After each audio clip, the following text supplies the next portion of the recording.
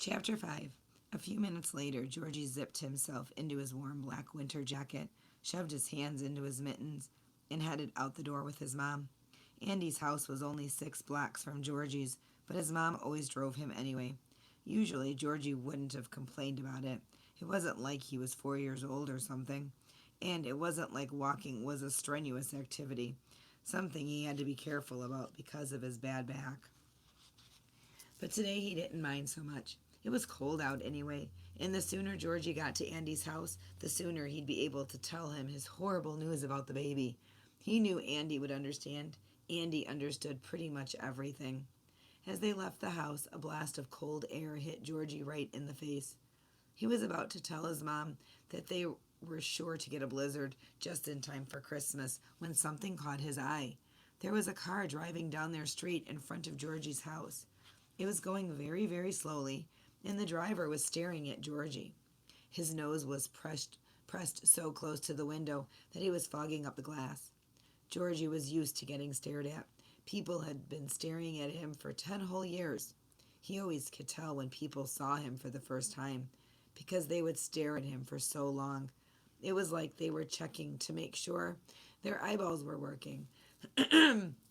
And then, when they saw that Georgie had seen them looking, they'd blink and look away quickly, like they'd done something wrong. Really, Georgie couldn't blame them for staring. If he saw a man who was 10 feet tall or a woman whose skin was dyed green, he'd probably stare too, just to make sure it was real. But sometimes he thought that maybe if those people stared just a little bit longer at him, if they didn't blink all at once and get flustered when they saw Georgie looking back, maybe if they really, really gave him a good long gaze to drink in every single detail, they'd never have to stare at him again. Once they adjusted their eyeballs, there was really nothing to look at but Georgie, and he knew he wasn't that interesting. I think that's a good idea, actually, the staring. So, before you read any more, you have to do it too. And you'll need a watch too, or a clock. Go find one. All right, are you back? Good. On the next page, I stuck in a picture of Georgie that I found. Well, it's a drawing, but I think it's a pretty good one. I want you to look at it for 30 seconds, at least 30 seconds. But you can look longer if you want. You have to stare as hard as you can. Try to soak up every single detail and no blinking. 30 seconds. Are you ready? Okay.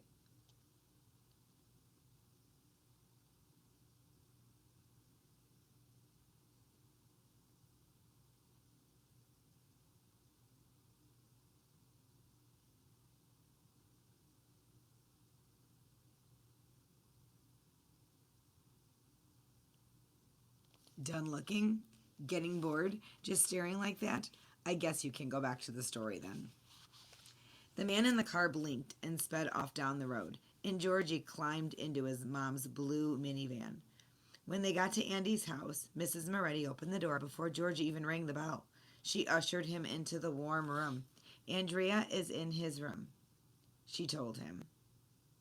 Georgie tried not to smile. No matter how many times Andy begged his mom not to call him Andrea, she simply wouldn't stop.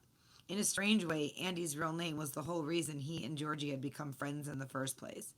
Not many kids at school remembered it anymore because when someone is nice and cool and an awesome soccer player, you tend to forget that has a dumb name. But Georgie couldn't forget. He was there on the first day of kindergarten when Jeannie the Meanie informed the entire playground that Andrea was a girl's name. No, it's not, Andy had protested. It's my grandpa's name. Then your grandpa must be a girl too, Jeannie shouted. Andy's grandpa wasn't a girl, of course. He was Italian. In Italy, Andrea is a perfectly respectable name for a boy. Georgie didn't know all that at that time. He didn't even know that Andy was Italian. But what he did know was that had stared his pretzels at snack time, had shared his pretzels at snack time after Georgie had spilled his on the floor. So he felt the need to stick up for him. His grandpa's not a girl. Georgie howled at Jeannie. Your grandpa's a girl. That's when Jeannie the Meanie, already a good 6 inches taller than Georgie at the age of 5, stormed right up to him and stuck her fist in his face. You want me to punch you? she asked him. Right at that moment, Georgie wished he hadn't said anything. No one had really noticed him before, and now here he was about to get clobbered.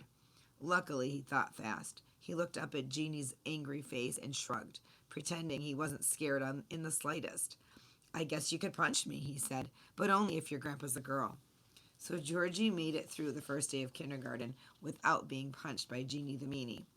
And ever since, he and Andy had been the very best of friends. Now Andy sat on the floor in his room with a pile of board games teetering in front of him. He picked up the game on top, glanced at it quickly, and then chucked it into one of the nearby cardboard boxes.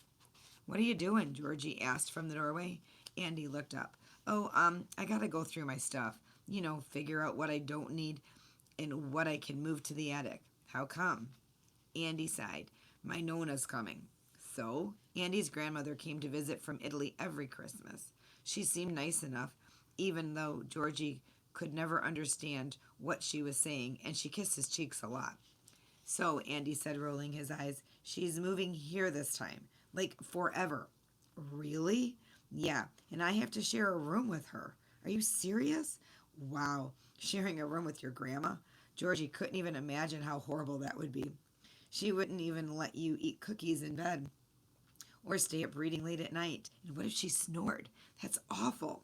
Tell me about it. So I have to move out all my stuff to make room for her. Dad's moving another bed in tomorrow. Man, this stinks. Yeah, Georgie sat down next to the mound of books. You want to hear something else that stinks? Is it worse than sharing a room with your grandma? I don't know. Maybe my parents are having another kid. Man, I know. That does stink. Georgie sighed. I know. I bet it's going to have poopy diapers and cry and barf all the time. My cousin did that nonstop when he was a baby. He barfed all over everything. Andy chucked another board game into a box and looked up. Where's it going to sleep? Georgie raised an eyebrow. I don't know. He'd forgotten to ask that question. The guest room, I guess? It better not be my room. Man, Andy cried. That was the best place to play Lava Wars, too. I know. This mega stinks. Georgie shrugged. Yeah. He glanced at the board game and the top of the pile. Hey, you want to play Fastest Fish? They played until Andy's mother poked her head into the room and asked them to help decorate the Christmas tree. At Christmas time, the Moretti house was always decorated much differently than Georgie's.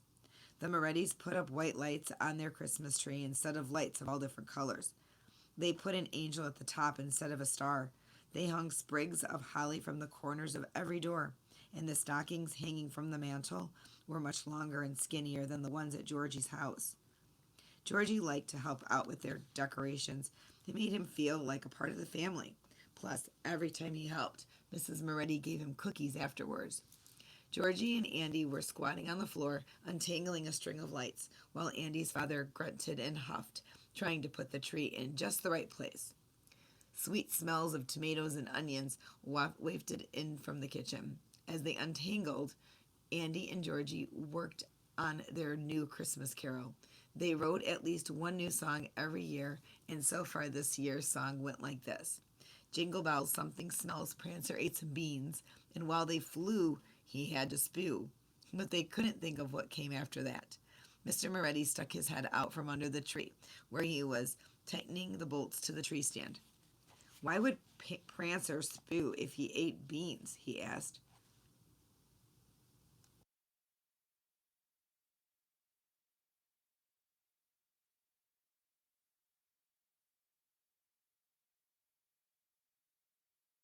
Andy nodded thoughtfully. My dad's right, he told Georgie. He'd probably be farting. We're going to have to rewrite it.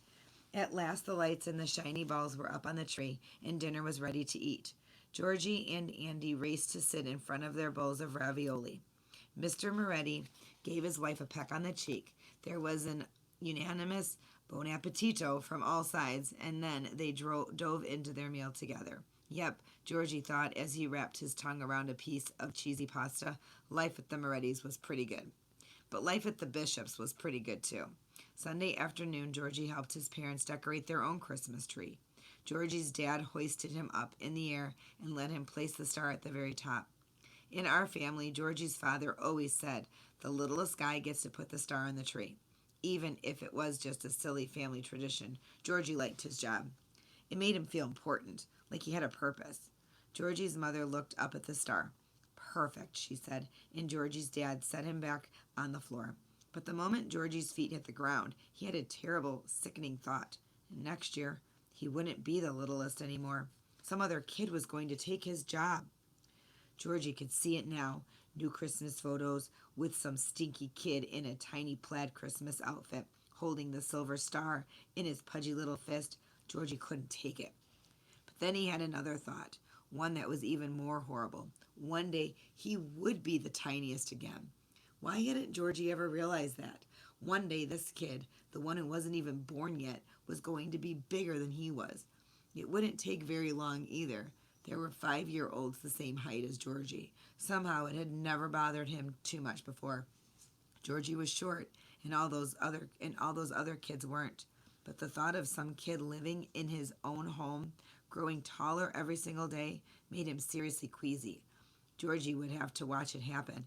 That kid would be able to reach the top of the tree someday without being lifted up. He wouldn't need a special chair to sit in at the breakfast table. He'd be able to ride a bike and reach the top shelf in his closet. And Georgie would have to just sit back and watch the kid outgrow him, inch by inch.